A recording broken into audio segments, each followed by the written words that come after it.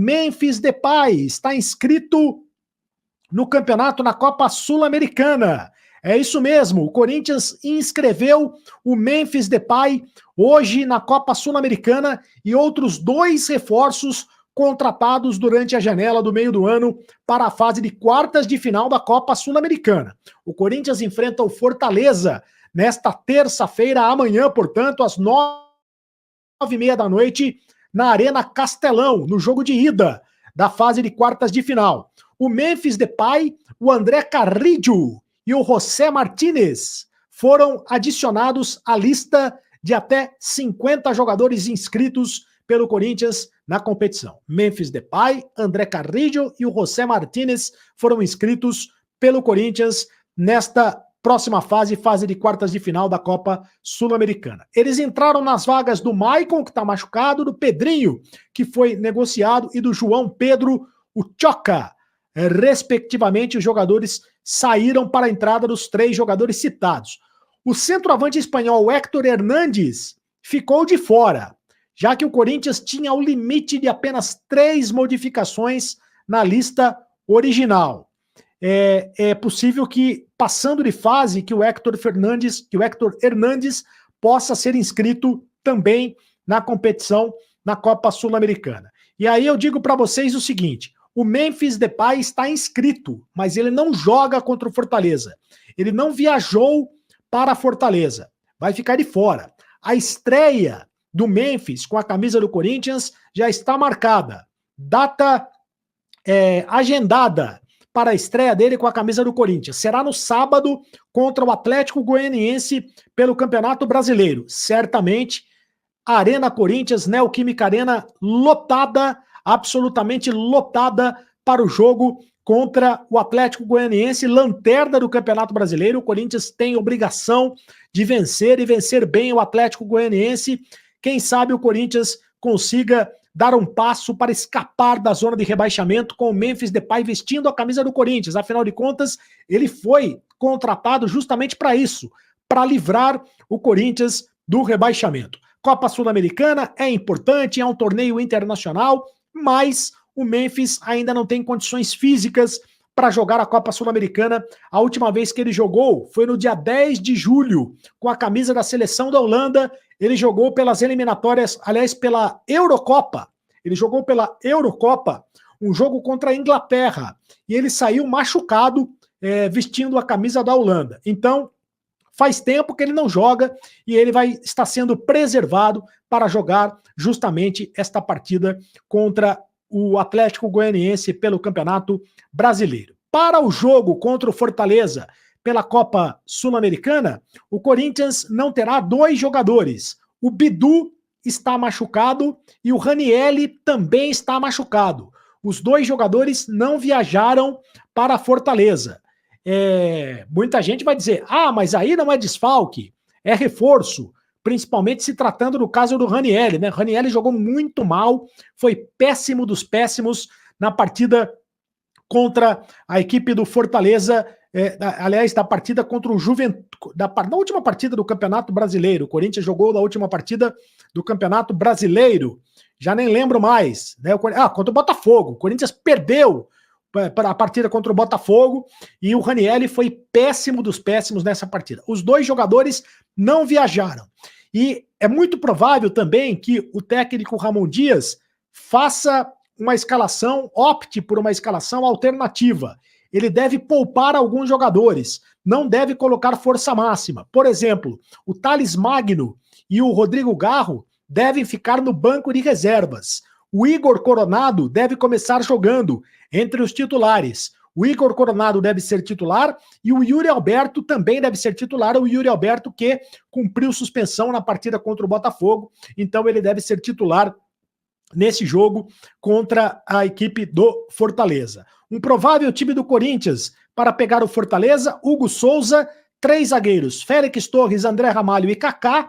Félix Torres e Kaká voltando de suspensão, jogadores não atuaram no Campeonato Brasileiro, estavam suspensos. No meio-campo, provavelmente o Charles e o José Martínez, o Charles também voltando de suspensão. Fagner pela lateral direita, Hugo Farias, Hugo, né, lateral esquerdo, pela lateral esquerda, o Igor Victor Coronado no meio de campo. No ataque, o André Carrillo e também o Yuri Alberto são os prováveis, o provável time do Corinthians para este jogo contra o Fortaleza. Agora, falando mais um pouco de Campeonato Brasileiro. O Corinthians vai contar com o apoio da sua torcida para tentar reverter a situação delicada no Campeonato Brasileiro. E olha só que detalhe interessante, meus amigos. Nos próximos 4 jogos pelo Campeonato Brasileiro, 3 deles serão em casa, na Neoquímica Arena. E o único duelo longe do seu torcedor nas próximas 4 partidas vai ser diante do São Paulo. Mesmo assim, o jogo contra o São Paulo, marcado para o dia 29, não será no Morumbi. Vai ser no estádio Mané Garrincha, em Brasília, porque o Morumbi vai ser palco de um show, então o jogo vai ser lá no Mané Garrincha. O que é bom, é um fator positivo para o time do Corinthians. As outras 3 próximas partidas do Corinthians no Campeonato Brasileiro, o Corinthians pega o Atlético Goianiense no sábado, pelo Campeonato Brasileiro, Neoquímica Arena. Aí ele vai jogar contra o São Paulo fora de casa em Brasília. Aí ele joga contra o Internacional na Neoquímica Arena e joga contra o Atlético Paranaense também na Neoquímica Arena. Muito importante isso. Muito importante isso. O Corinthians só tem 5 vitórias no Campeonato Brasileiro até agora e 4 delas foram justamente na Neoquímica Arena contra Fluminense, Vitória, Criciúma e Flamengo. Né? Fora de casa, o Corinthians ganhou apenas do Bahia.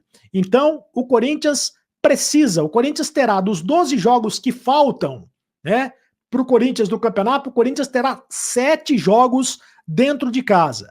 Então o Corinthians precisa vencer os 7 jogos que restam dentro de casa para o Corinthians escapar do rebaixamento. Essa a conta do Corinthians, vencer os 7 jogos que restam dentro do campeonato, dentro de casa, para escapar do rebaixamento. Essa conta que resta e a gente vai fazer essa conta até o final para você. Eu quero falar também para vocês o seguinte, que o Corinthians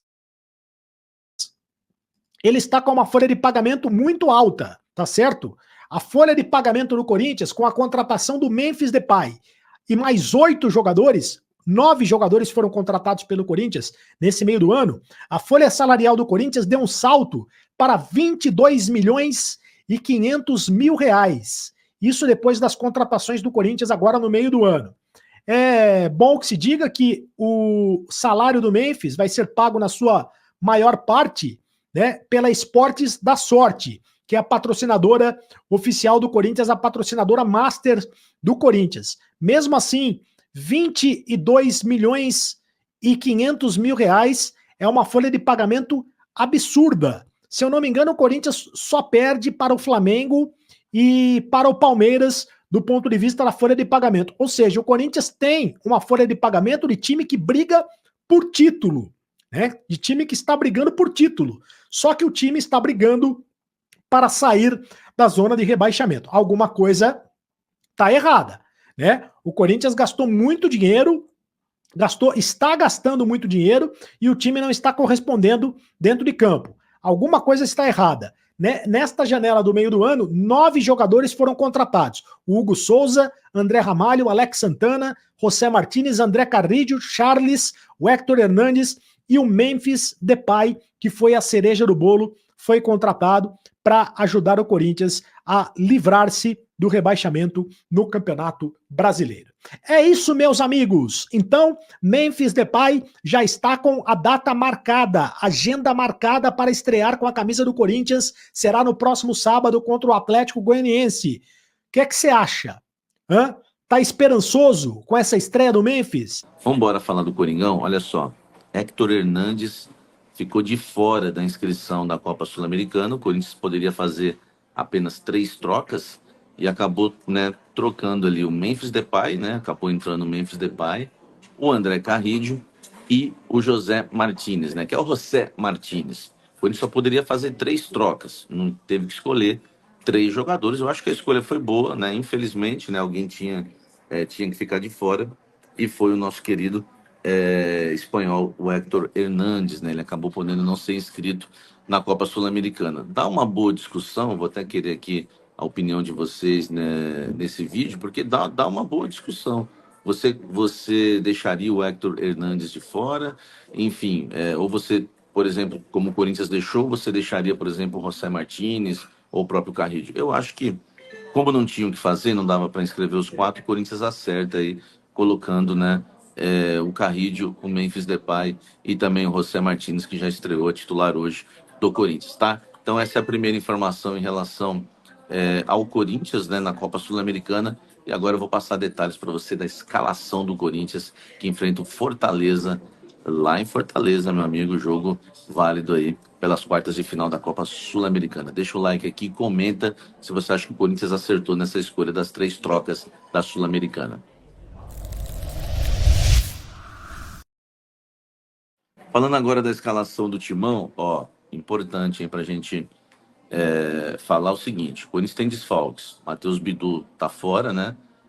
Por questão de lesão. E o Ranielli também, né? O torcedor corintiano eu acho que não vai sentir saudades do Ranielli nessa partida da Sul-Americana. Ranielli, para mim, que foi um dos principais culpados aí pela derrota do Corinthians contra o Botafogo, já que foram 2 gols do Corinthians, ele conseguiu tomar 3 dribles, meu amigo. Aí é difícil, hein, velho? Aí fica complicada a situação do Ranielli para defender. E tem o Romero também, né, que falhou feio. Fica de fora o Ranielli, por questão de lesão muscular. Fica de fora também, né, o nosso querido Matheus Bidu. Vai jogar o Hugo na lateral esquerda. Já vou passar o meio campo para vocês e informar que o André Ramalho deve ser poupado. E é bom, né? Não podemos perder. Ó, André Ramalho e Memphis Depay, meu amigo, são 2 jogadores que a gente não pode perder por nada até o final da temporada, principalmente pensando em lutar, né, contra o rebaixamento no Campeonato Brasileiro, tá? Então vamos lá, só para a gente entender esse time do Corinthians que vai enfrentar o Fortaleza nesta terça-feira. Hugo no gol, Fagner na lateral direita, Félix Torres, né, que volta ao time, e o Kaká na zaga. Deve ser linha de 4 com o Hugo. Depois vem 3 volantes, né? O José Martínez, o Charles e também o André Carrillo. O André Carrillo é um volante meia, né? Um meio-campista, na verdade. O Garro na armação das jogadas e lá na frente o Thales Magno junto com o Yuri Alberto e o Romero correndo por fora. Acho também que não tem muito o que reclamar essa escalação do Corinthians para enfrentar o Fortaleza, meu amigo. Fortaleza nesta terça-feira, jogo importantíssimo aí, tá? Pela Copa Sul-Americana. É claro que mais importante, como eu venho falando para vocês, é o Corinthians vencer no Campeonato Brasileiro, tá certo? Vambora, vamos seguir tomando café comigo baixinho aqui. Deixa o like, inscreva-se no canal e comenta sobre a escalação do Corinthians contra o Fortaleza. Memphis Depay tá voando nos treinamentos, hein? Pelo menos foi o que passaram para mim em relação ao dia a dia do Memphis Depay. Ele tem treinado em 2 períodos, tem almoçado lá no restaurante do CT Joaquim Grava e é um jogador que, claro, né, a expectativa é grande para a estreia dele. Eu avisei vocês, no canal Café do Setorista, além de avisar em primeira mão a negociação e a proposta e trazer o Depay em primeira mão para vocês, eu avisei em primeira mão também a estreia, tá, de Memphis Depay. Hoje está todo mundo dizendo que ele vai estrear no próximo sábado contra o Atlético Goianiense, mas na sexta-feira você já tinha aqui no blend de informações a data da estreia do Memphis Depay. Ele deve jogar alguns minutos da partida contra o Atlético Goianiense, jogo 4 da tarde pelo Campeonato Brasileiro, é decisão, é final de campeonato, o Memphis Depay deve jogar. O que me falaram é o seguinte, que ele é muito acima da média, mesmo não estando 100% fisicamente, tá? Que a maioria dos treinos que ele fez foi treino físico com bola, só que o poderio dele de finalização, falaram para mim que não erra quase nada. O poderio dele de finalização e o 1 contra 1 dele tá em dia.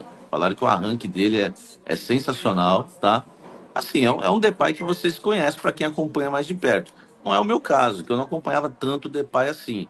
Então as notícias ficam melhores ainda, né? Já que a gente não conhecia tanto o jogador.